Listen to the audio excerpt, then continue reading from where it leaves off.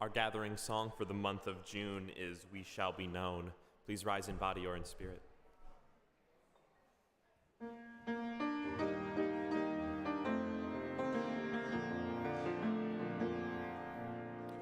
We shall be known by the company we keep, by the ones who circle round to tend these fires. We shall be known by the ones who sow and reap the seeds of change, of life from deep within the earth. It is time now, it is time now that we thrive. It is time we lead ourselves into the well. It is time now, and what a time to be alive. In this great turning we shall learn to lead in love. In this great turning we shall learn to lead in love. We shall be known by the company we keep, by the ones who circle round to tend these fires. We shall be known by the ones who sow and reap the seeds of change, of life from deep within the earth. It is time now, it is time now that we thrive. It is time we lead ourselves into the well. It is time now, and what a time to be alive. In this great turning we shall learn to lead in love. In this great turning we shall learn to lead in love.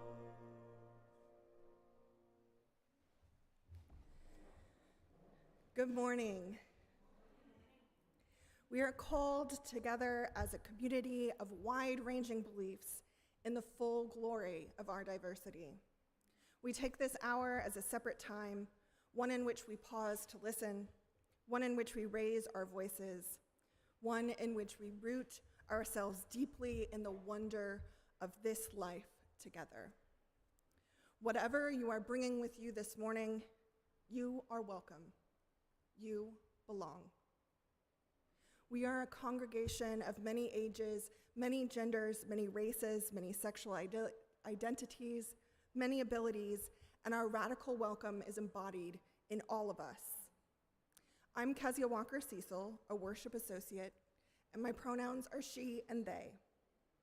I'm a tall white woman with reddish hair that's up in a bun, and I'm wearing a collared striped shirt. And my name tag has a cute little fox pin on it, and it makes me happy every time.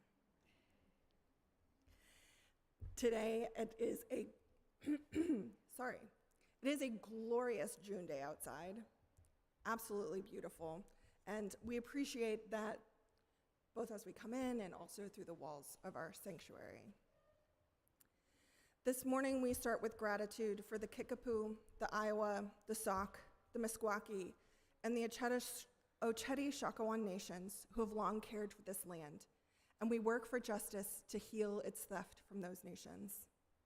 As Unitarian Universalists, our faith expresses our core value of love through how we agree to be together and to support each other. Unitarian Universalist worship is guided by the shared principles, sources, and values of our dynamic, living religious tradition. This morning's theme of celebrating Juneteenth invites us to engage in our values of justice, equity, interdependence, and transformation as we learn together from our past. If doing something with your hands helps you, we invite you to visit the Soul Work table outside the sanctuary doors to pick up an exploratory guide or coloring sheet related to today's service or something else to work with. If you're new to our congregation, we invite you to learn more about us after the service by talking with a greeter or by filling out our visitor form in the YouTube notes so we can connect with you. And now for our call to worship, we'll be reading a series of quotes from Martin Luther King Jr. entitled The Network of Mutuality. We are caught in an inescapable network of mutuality, tied to a single garment of destiny. Injustice anywhere is a threat to justice everywhere. There are some things in our social system to which all of us ought to be maladjusted. Hatred and bitterness can never cure the disease of fear. Only love can do that. We must evolve for all human conflict a method which rejects revenge, aggression, and retaliation. The foundation of such a method is love. Before it is too late, we must narrow the gaping chasm between our proclamations of peace and our lowly deeds which precipitate and perpetuate war. One day we must come to see that peace is not merely a distant goal that we seek, but a means by which we arrive at that goal. We must pursue peaceful ends through peaceful means. We shall hew out of a mountain of despair a stone of hope.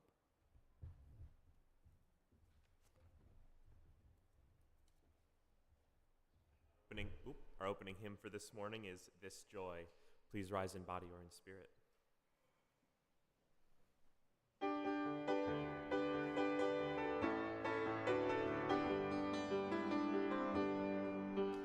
This joy that I have, the world didn't give it to me. This joy that I have, the world didn't give it to me. This joy that I have, the world didn't give it to me. The world didn't give it, the world can't take it away. This strength that I have, the world didn't give it to me.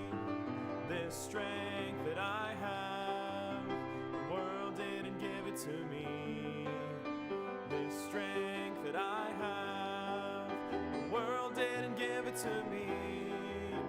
The world didn't give it, the world can't take it away. This pride that I have, the world didn't give it to me. This pride that I have, the world didn't give it to me. This pride that I have, the world didn't give it to me. The world didn't give it, the world can't take it away. This peace that I have, the world didn't give it to me. This peace that I have, the world didn't give it to me. This peace that I have, the world didn't give it to me. The world didn't give it, the world can't take it away. This joy that I have, the world didn't give it to me. This joy that I have, the world didn't give it to me. This joy that I have, the world didn't give it to me. The world didn't give it, the world can't take it away.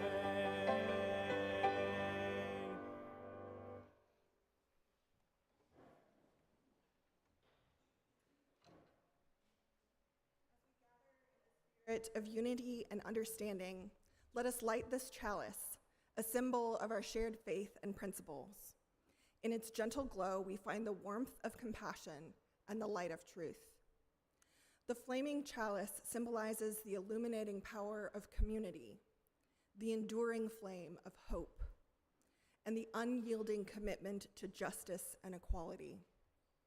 As it burns brightly, it reminds us of our shared responsibility to foster warmth, compassion, and unity in our world. Through its flickering flames, we find the strength to advocate for a more just and inclusive society where every individual is embraced and celebrated for their unique contribution to the tapestry of humanity. Please join me in saying our chalice lighting words as Chrissy lights our chalice.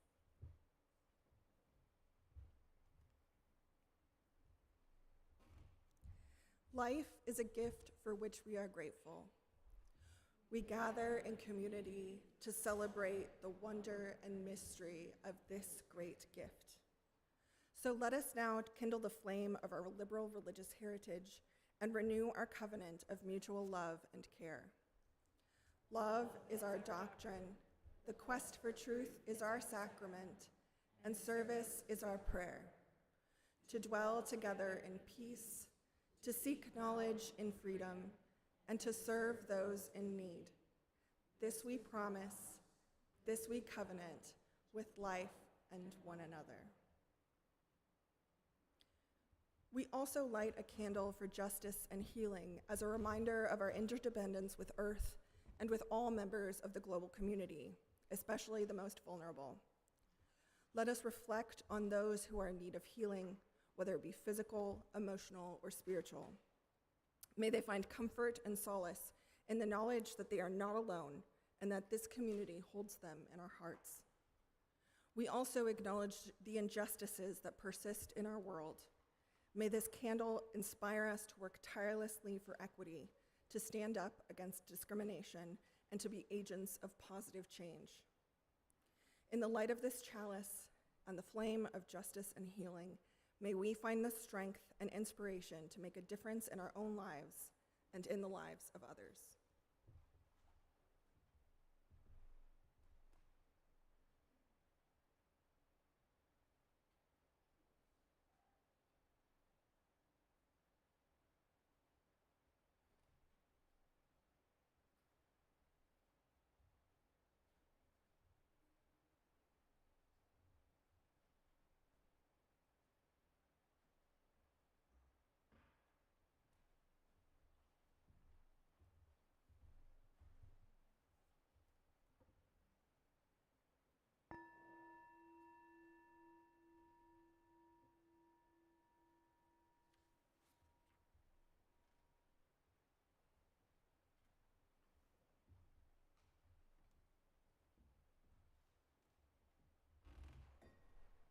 Good morning. My name is Nick Kaplan. My pronouns are they, them, and I am the grateful director of Lifespan Religious Education here at UUS. A couple of weeks ago, during our Blessing of the Animals service, Reverend Diana talked about that word blessing in UU spaces. Does anybody remember anything that she was saying about it? I know it was 2 weeks ago. I'll help you out if we can't get there. But what do you remember about blessings in Unitarian Universalist spaces?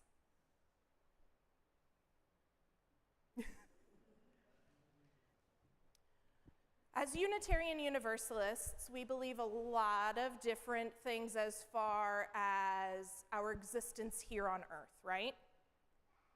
So, in Unitarian Universalist spaces, does everyone here believe that the power of blessing is imbued upon an individual? No. Okay, good. We remembered that much. Blessings are different than that here, right? They're a symbol of, Kezia used this word a little bit ago, community, I think I heard, yeah? Connection, did I hear that up here? Connection, our interdependence, our interconnected web of life.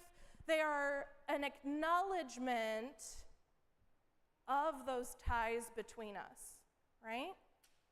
A blessing is something that any of us has the power to bestow upon a person or a thing.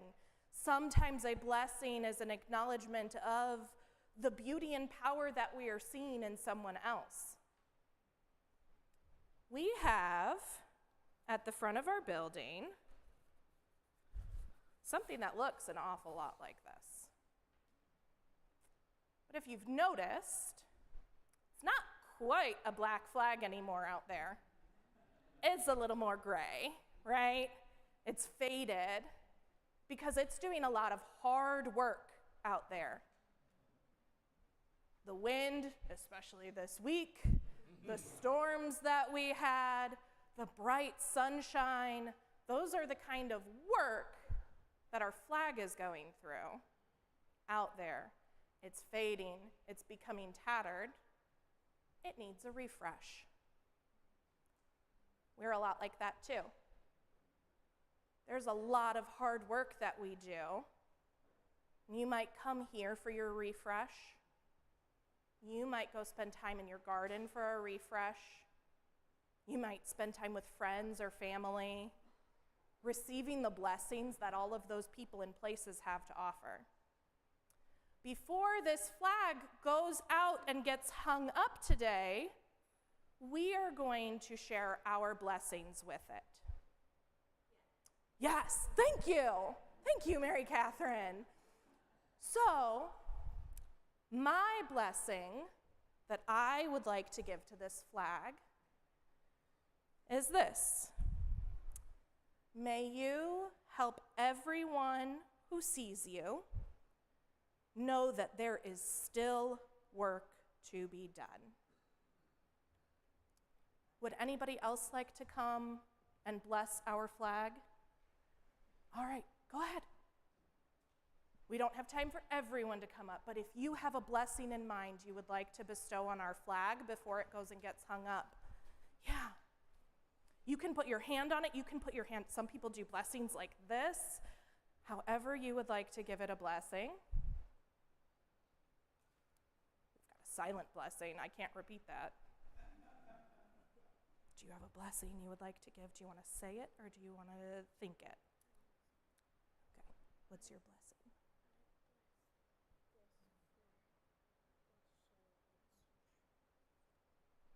Okay. We bless this flag to show its truth. I think I heard that correctly. Do you have a blessing you would like to give to the flag? You can say it silently, that's okay. Maybe everyone else can say a silent blessing too. Oh, very sweet. Thank you, Victoria. Any adults want to bless our flag? Yes. Thank you. May you give us the strength to continue the work. Yes. That people who see you know that this is a home. That one gave me chills.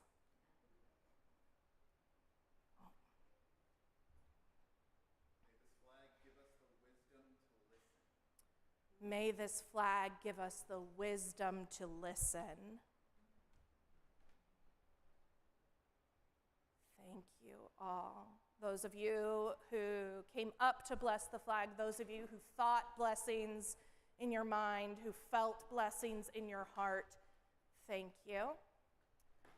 Today, the children, teachers, and I will take our new flag out. We will replace the flag that has been working so hard with this refreshed flag that's ready to do new work, the same work in a new way. And then children, youth, and teachers will be out at the stage as we talk about the land here and we dive into our summer programming about ecosystems, specifically this land and the ecosystem we have supporting us here. So, children, youth, and teachers, if you would please come forward. If you are going to go out with us, we do need your registration form, and I believe I have one for everyone here. If you haven't filled out a registration form, we do have just a short form for you to fill out. But children, youth, and teachers, if you can come forward while Libby lights our lantern from our chalice, and we will all join in singing. Adults, you can find your children outside near the stage after service. Thank you.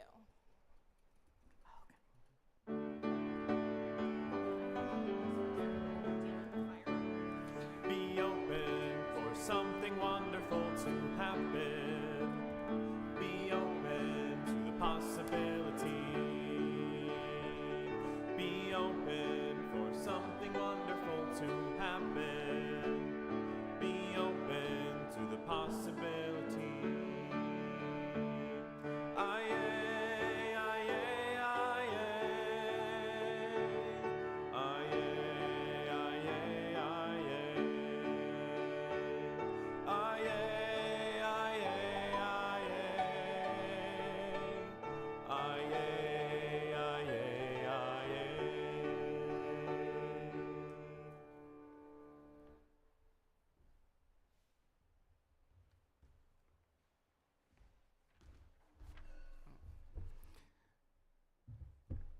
Hello, I'm Michael Honey-Arsamont. The second voice at that call to worship earlier in this service, if you can remember back that far. I'm an elder millennial wearing a light teal shirt, got black shorts, really ready for a nice summer day, ready for coffee. So here's a reading, All of Us Needs All of Us to Make It by Megan Foley and Julian Jamaica Soto. Unitarian Universalist minister Reverend Julian Jamaica Soto writes, all of us need all of us to make it. I want you to get used to these words. Make them your prayer. All of us need all of us to make it. This is why Unitarian Universalists support the Black Lives Matter movement. Please take a moment to center the struggle for Black lives in your thoughts. Say it with me, loud or soft. All of us need all of us to make it. In a world where some of us are targeted for struggle and brutality, where others of us benefit and flourish, we pray. All of us need all of us to make it. In a world where powerful people of ill will and indifference make us fearful for our safety and our futures, we pray. All of us need all of us to make it. In the excruciating space that lives between seeing and naming, and hearing and changing, we pray. All of us need all of us to make it. Make a picture in your mind of someone you aren't very happy with right now. Look at their face in your mind. Picture that. Hold on to that picture and pray. All of us need all of us to make it. Unitarian Universalists believe that all of us need all of us to make it. This is why we are in solidarity with the movement for Black lives today and every day. Amen.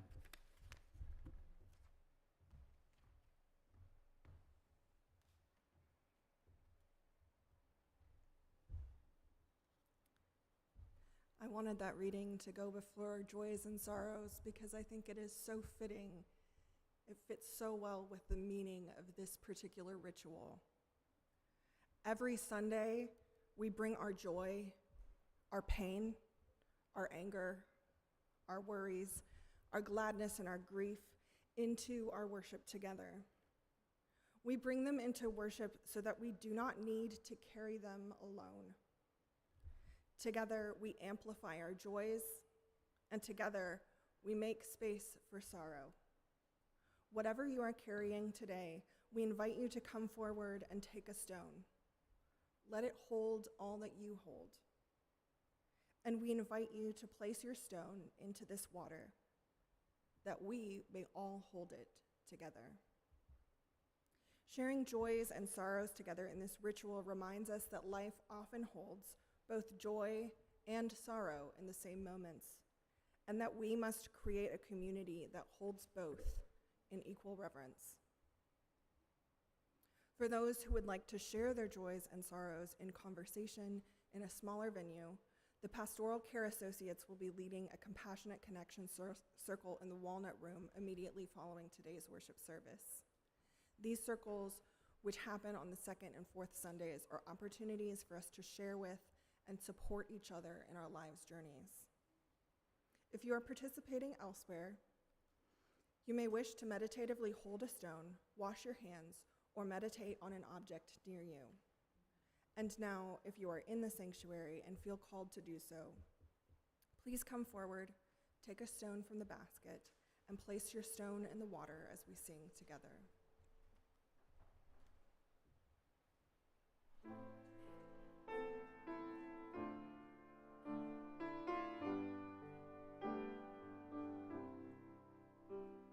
Spirit of life, come unto me.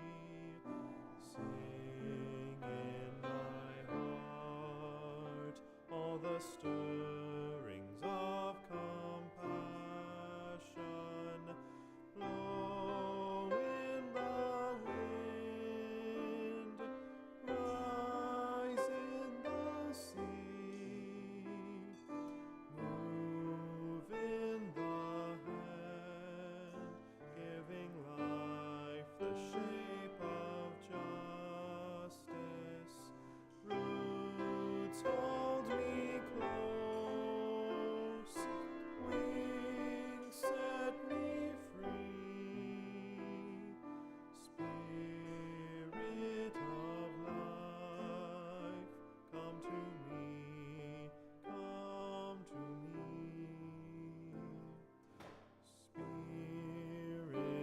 of life, come unto me. Sing in my heart all the stirrings of compassion.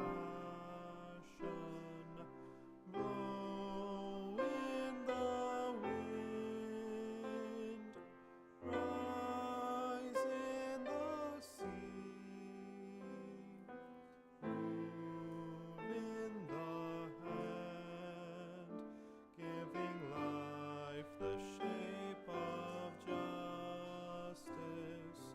Roots hold me close, wings set me free. Spirit of life, come to me, come to me. Spirit of life, come unto me. Sing in my heart all the stirrings of compassion. Blow in the wind, rise in the sea, move in the hand, giving life the shape of justice. Roots hold me close, wings set me free. Spirit of life, come to me, come to me.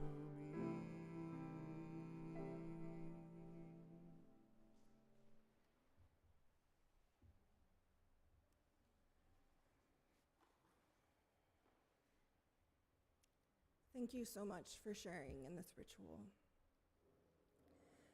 As we move into a brief period of contemplation, meditation, and prayer, I ask that you take a moment and allow your body to come to a place of rest and stillness. Breathe in. Breathe out.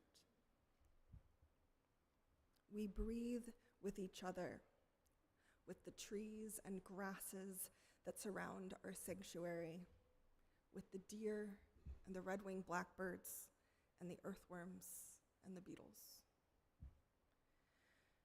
Take a moment to settle into your bones and feel the chair beneath you, the ground beneath you, supporting you. The ground beneath our feet has been home to countless organisms, to a variety of cultures, both living and lost to time and colonization.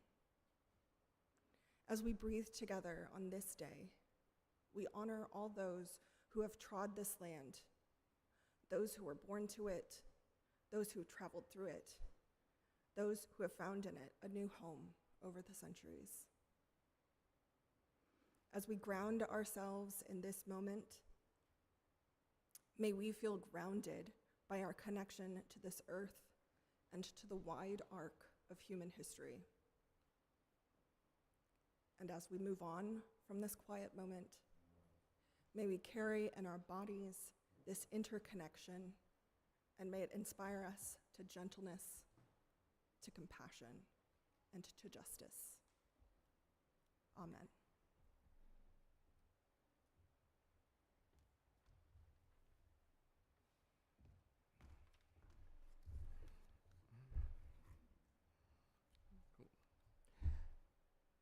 I'm back. This reading is Celebrate Juneteenth, an emancipation of the last African Americans in the Confederacy by Dr. Barbara Paul Emil. Juneteenth, an amalgamation of June 19th, is also known as Freedom Day and Jubilee Day.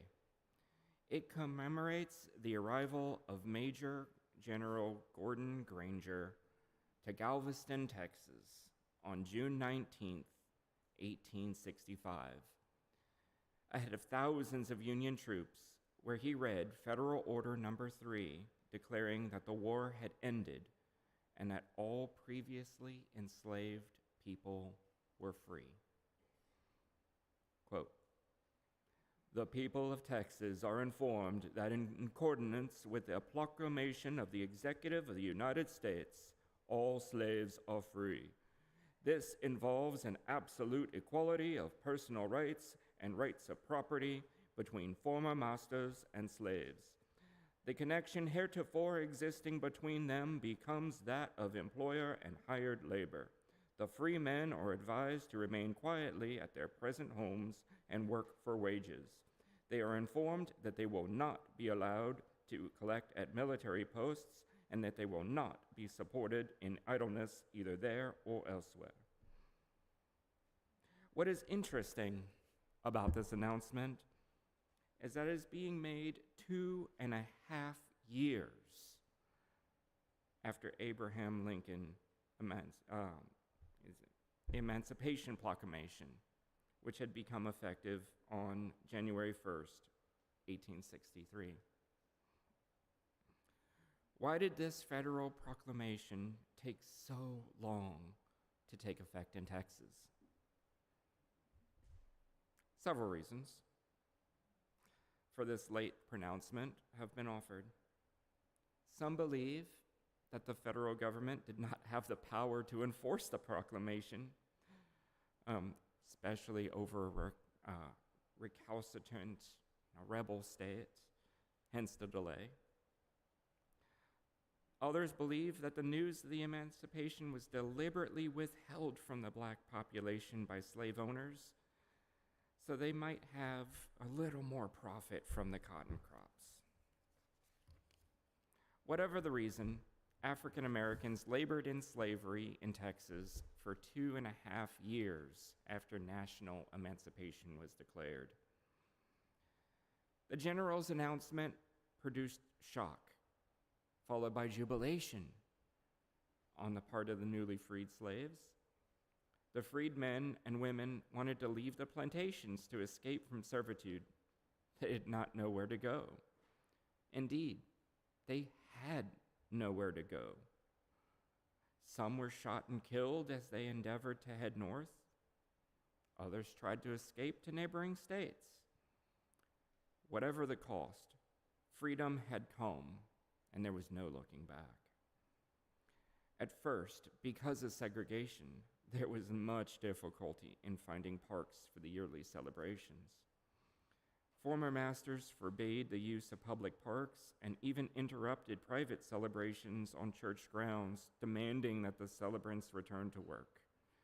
Over time, the freed men and women saved their own money, and in the 1870s, purchased 10 acres of land that they named Emancipation Park in the Houston area. It was the only park in the state open to blacks until the 1950s. Blacks also funded other parks, such as the Booker T. Washington Park in Mexico, Texas, in 1898. At Juneteenth gatherings, attendance could run into the thousands. There was a range of festivities: fishing, barbecuing, baseball, rodeos. There was also a focus on self-improvement. Guest speakers were invited to present on the challenges facing African Americans. All of these activities were followed by prayer services. Savory dishes were offered in great abundance as everyone brought their best to the table. Over time, Juneteenth festival waned as the pressures on Black lives increased under Jim Crow. Martin Luther King, however, planned his Poor People's March in the 60s to start on Juneteenth, and the marchers returned to their home states to revive this holiday. Today, 47 states recognize Juneteenth as a holiday. Everyone is invited to celebrate Juneteenth in the name of human freedom and in memory of the 250,000 African Americans who achieved their freedom late, 2.5 years after the national proclamation. Juneteenth honors Black achievement and reminds us that no one is truly free until all of us are free. Thank you.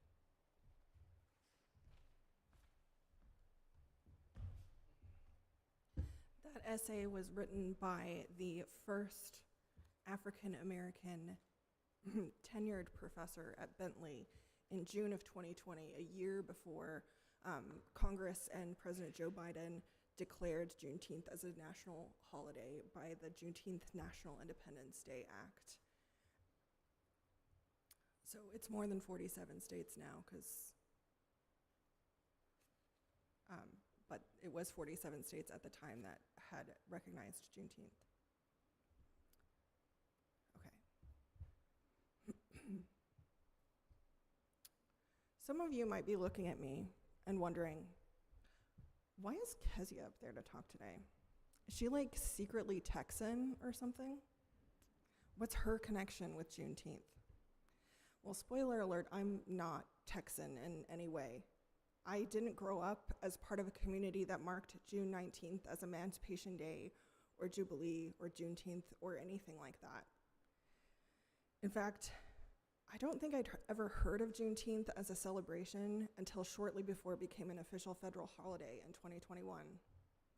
And I reckon that experience might be similar for a lot of you. So today I'm going to share a little bit of what I've learned in the last few weeks as I did a deep dive into the history of Juneteenth. What I'm about to say in the next 10-ish minutes is definitely not a comprehensive view of this holiday. But hopefully we're all going to learn a little bit together, and this peek into Juneteenth will inspire you to take a deeper dive into some or all of the things that have been talked about today. So first of all, a little historical context. Michael read an essay just moments ago about the historical origins of Juneteenth. Officially, this holiday commemorates the emancipation of the last enslaved people of the Confederacy over 2.5 years after the Emancipation Proclamation came into effect. In June of 1865, a lot of things were happening. The last military violence of the American Civil War was starting to fade, although the war itself would not officially end until August of the next year. The 13th Amendment of the U.S. Constitution abolishing slavery had already been passed by Congress in January of 1865, and it was now in the state legislatures for ratification. 3/4 of the states would ratify this amendment, and slavery would become illegal in all of the United States outside of imprisonment in December of 1865. I keep saying 19 because I'm not used to going back to 1865. Not so fun fact here is that only 3/4 of the states were required to ratify this amendment for it to become law. And the last US state to ratify the 13th Amendment was Mississippi in 2013. Again, not a fun fact, but one of the things I learned. For the community in Galveston, Texas, though, their personal experience of the public reading of Federal Order No. 3 was what made emancipation real for them. This action, though long delayed, made their freedom undeniable. And their joy at this freedom could not be contained. The following year, African American Texans would tenaciously celebrate their Independence Day and joyously spread this tradition of celebrating as they migrated elsewhere throughout the years of Reconstruction and beyond. 140 years later, we share in their joy. We celebrate the expansion of American independence to include those who had not been included before.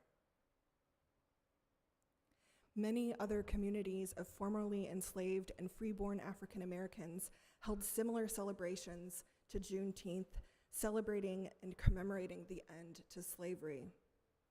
These Jubilee celebrations were often centered in faith communities. The word Jubilee itself is a reference to a specific set of laws in Leviticus that mandated that every 50th year is a year of rest, celebration, and the freeing of slaves. In Mosaic law, the end of every 49 years was supposed to mark a reset of sorts. Families would reconcile, debts would be forgiven, and people could return to their ancestral homes. In Leviticus 25:8, it reads, "You shall hallow the 50th year and proclaim liberty throughout all the land to its inhabitants. It shall be a jubilee for you, where each of you shall return to his property, and each of you shall return to his family." The use of jubilee and reference to this particular scripture to mark the end of slavery in America is an interesting choice. It marks a belief in the inevitability of freedom. That somewhere in the great cosmic calendar, there's a page marking the first day of the year of liberty. In 1852, before the Civil War began, before the Emancipation Proclamation, Frederick Douglass spoke to a group of abolitionists in Rochester, New York at a July 4th celebration. He lamented that the American Independence Day of July 4th was meaningless to the American slave, except as, quote, "a day that reveals to him, more than all other days of the year, the gross injustice and cruelty to which he is the constant victim."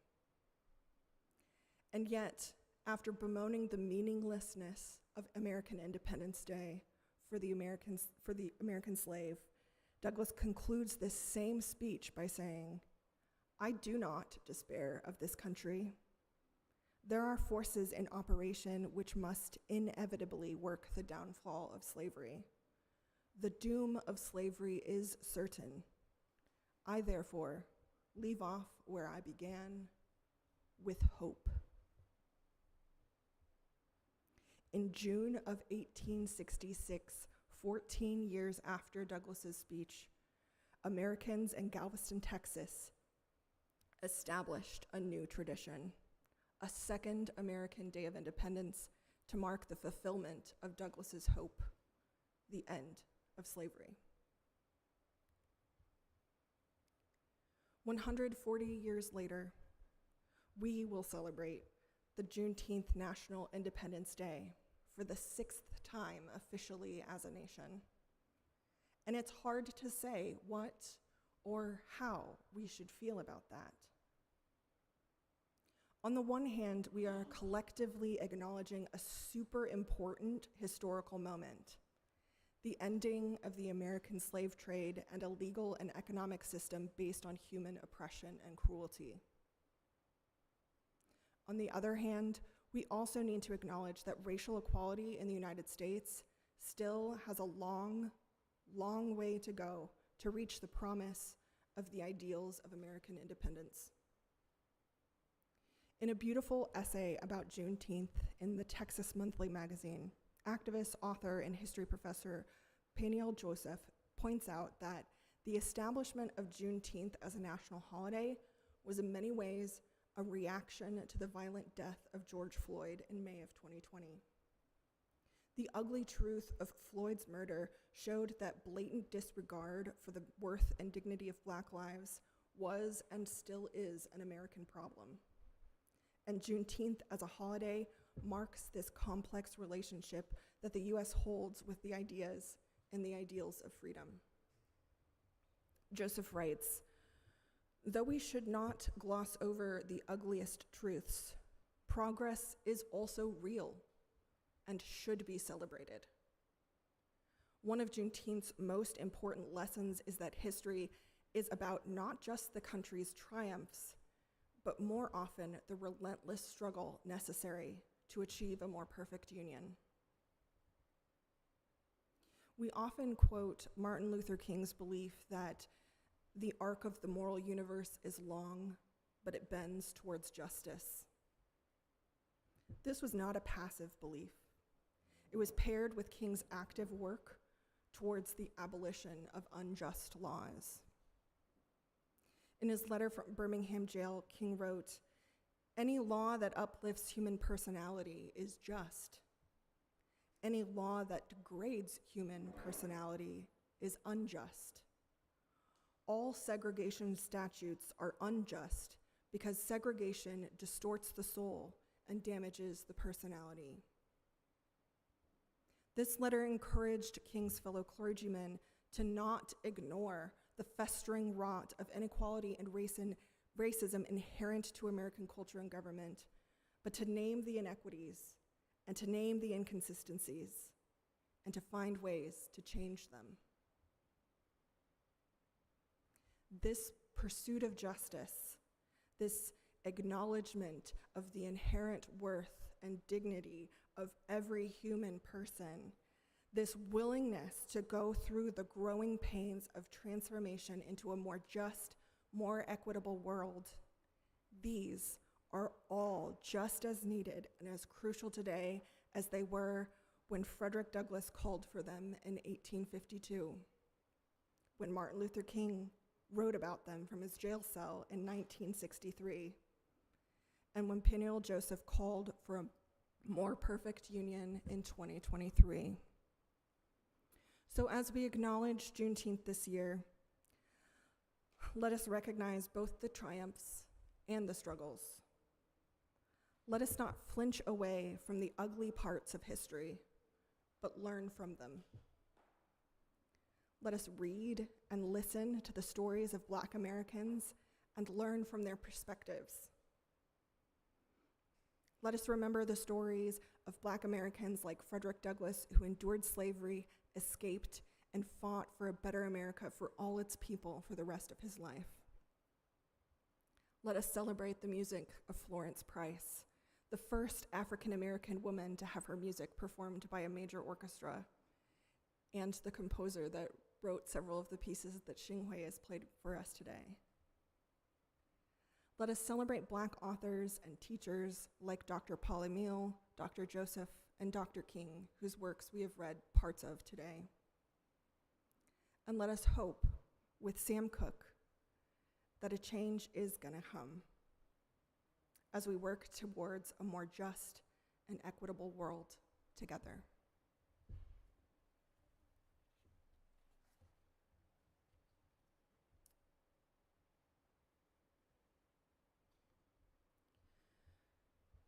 To live out our missions, values, and principles, each week our Sunday offering goes to an organization in the community that this congregation has chosen to support.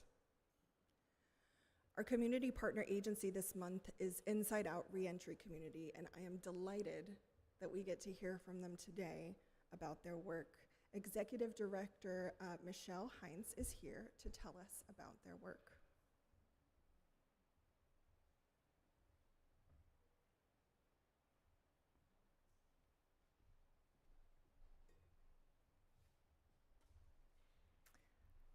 Hi, thank you everyone for having me here today, and I also want to thank you guys all for the continuous support you have provided to Inside Out over the years. If you're not familiar with what we do, we support individuals returning to the community right here in Johnson County. Coming out of incarceration, individuals face a significant amount of barriers. It's really difficult. And our work is to help folks get back in, feel welcome, and get the support they need to succeed. How we do this is one thing that we do is we have a transitional reentry house, which houses 6 low-income men as they're released from incarceration and come back. We also have our resource center on Capitol Street in Iowa City. If you've never been, we're about a block down from the jail. It wasn't intentional, but that's just how it kind of worked out for us. Folks can stop into the Resource Center Monday through Friday to get help with housing, employment, getting connected to various community resources, Medicaid, SNAP, could be finding an area church in the community. Folks need so much when they come back, and we want to provide the supports that they need to be successful. We also have weekly peer support groups. We have a substance use recovery group to help folks as they're working through their substance use issues. We have a creative group where 2 times a month folks come together and get to use the arts as a form of healing. We have our peer support group community meeting where folks can come and learn, share their highs, challenges. Just last week, somebody got a job from somebody else in the group, so it's a great way to come together as a community. We also have a mentoring program, which I know a few folks that belong here are mentors for our organization. That's, we have our case managers there to help with these tangible stuff, but the mentor is someone that takes someone out for a cup of coffee at McDonald's, lets them vent about what's going on, and really be there as a support system for them. We help with transportation. We provide bus passes. We help get folks rides to the groups they need.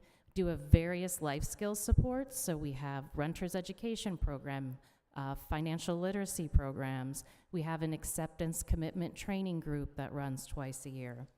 We also do social activities, game nights. We go out and have meals together in the community.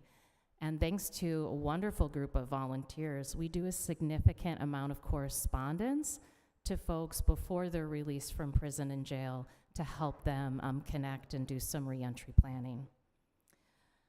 We do a lot with a really small, dedicated staff and network of volunteers. I know that there's a lot of folks here that have been supporting us for a long time, so I thought you might be curious to see about how many people we're supporting. So in 2025, we helped 293 people right here in Johnson County. We had about 1,500 visits to our resource center. And we had tons of folks coming to our peer support groups to really get that support and healing and connecting. 137 came to our weekly community meeting. 98 came to our substance use recovery group. We connected with 118 gentlemen at the work release facility, Hope House in Coralville. And we had 46 people come and contribute to our arts and creative collective group. And we also communicated with about 265 incarcerated folks. So we're doing a lot, like I said, with a really small team of staff and powerful volunteers. I can talk about what we do forever and ever, but I always feel like the individuals that receive our services are able to best describe our work. So I have a quote here from one of the individuals that actually resided in our reentry house and has gone on to incredible success. He said, "Inside Out provided the foundation I needed to rebuild my life with purpose. Through their support, I earned my license, made the dean's list, and created stability for myself for the first time in years. Their belief in me helped me start believing in myself again.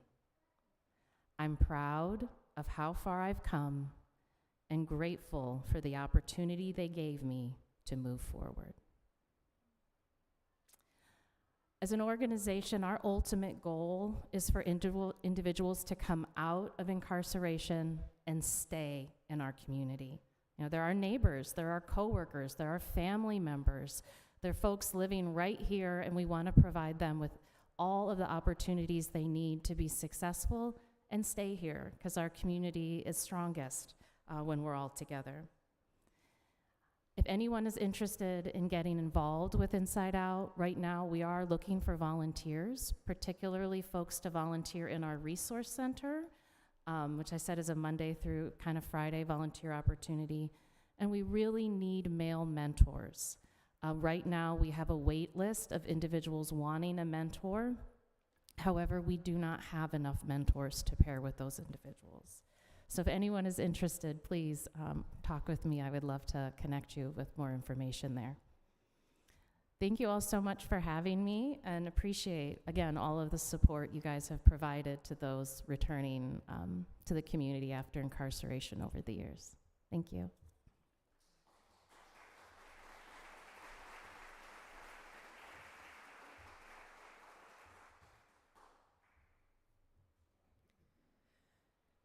Cash and non-pledge offerings are shared between our community partner agencies and UUS, with 75% going to support our partners. If you're writing a check in the memo line, please either write pledge to contribute to your annual pledge or offering to support or social justice giving. You can also follow the instructions on the screen to give online or via text. As we conduct the offering, we also recognize the many non-financial contributions that keep our congregation running and that members of our congregation provide to the broader community. We are grateful for everything, tangible or not, that you are willing and able to give. As we give and receive the offering, may we be transformed by our giving, and may the world be transformed by our gifts.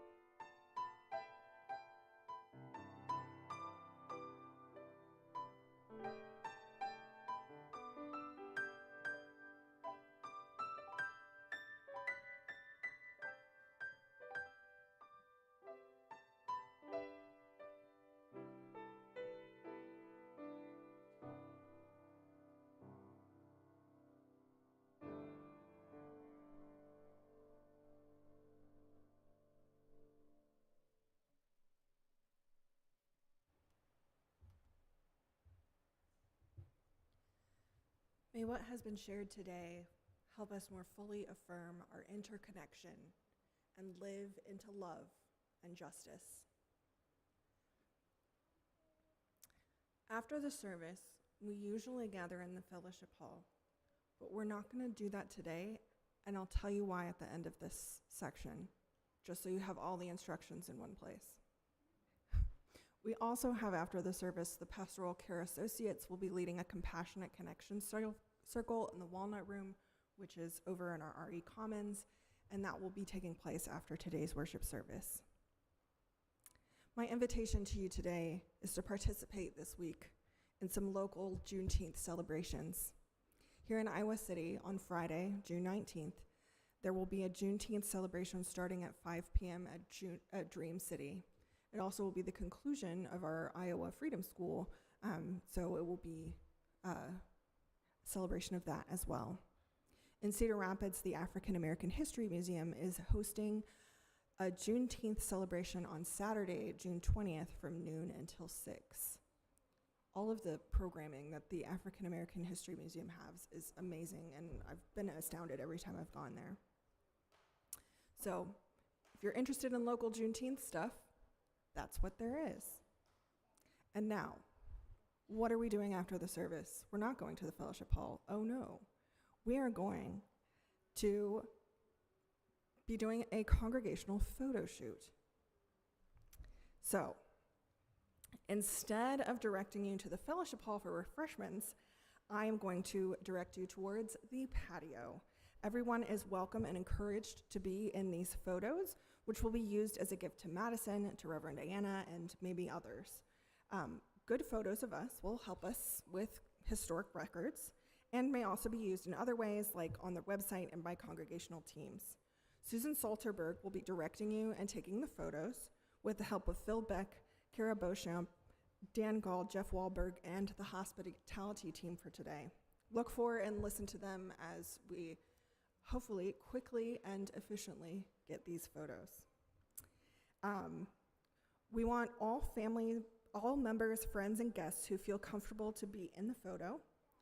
If you have children that you would prefer not to have in the photo, they don't have to be in the photo.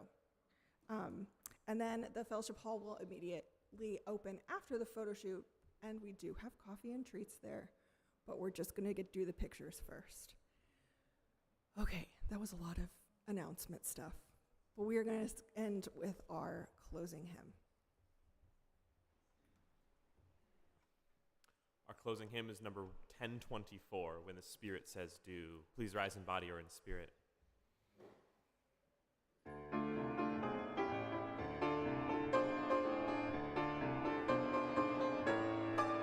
You've gotta do when the Spirit says do. You've gotta do when the Spirit says do. When the Spirit says do, you've gotta do. Oh Lord, you've gotta do when the Spirit says do. Spirit says do. Spirit says do. Spirit says do. Spirit says do. Spirit says do. You've gotta sing when the Spirit says sing. You've gotta sing when the Spirit says sing. When the Spirit says sing, you gotta sing, oh Lord. You've gotta sing when the Spirit says sing. Spirit says sing. Spirit says sing. Spirit says sing. Spirit says sing. Spirit says sing. Spirit says sing. You've gotta laugh when the Spirit says laugh. You've gotta laugh when the Spirit says laugh. When the Spirit says laugh, you gotta laugh, oh Lord. You've gotta laugh when the Spirit says laugh. Spirit says laugh. Spirit says laugh. Spirit says laugh. Spirit says laugh. Spirit says laugh. Spirit says laugh. You've gotta shout when the Spirit says shout. You've gotta shout when the Spirit says shout. When the Spirit says shout, you gotta shout, oh Lord. You you gotta shout when the Spirit says shout. Spirit says shout, Spirit says shout, Spirit says shout, Spirit says shout, Spirit says shout, Spirit says shout. You've gotta do when the Spirit says do. You've gotta do when the Spirit says do. When the You've gotta do, oh Lord, you've gotta do when the Spirit says do. Spirit says do, Spirit says do, Spirit says do, Spirit says do, Spirit says do, Spirit says do. How does it end? Spirit says do.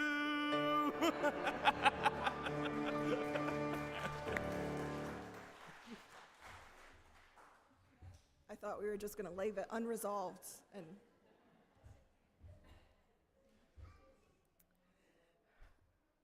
also, I think I didn't have all the words for that on the slides, and I'm sorry, but it's okay. I think we figured it out.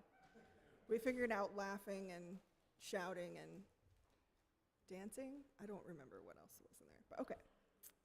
Please join me in the words for extinguishing our chalice. We extinguish this flame, but not the light of truth, the warmth of community, or the fire of commitment. All these we carry in our hearts and in our minds until we are together again.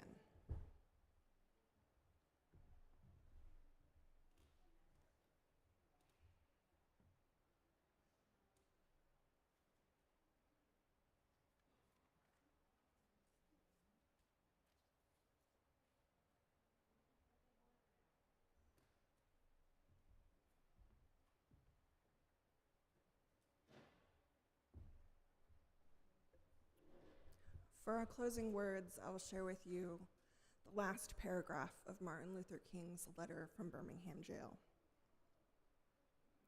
Let us all hope that the dark clouds of racial prejudice will soon pass away, and the deep fog of misunderstanding will be lifted from our fear-drenched communities. And in some not too distant tomorrow, the radiant stars of love and brotherhood will shine over our great nation with all their scintillating beauty.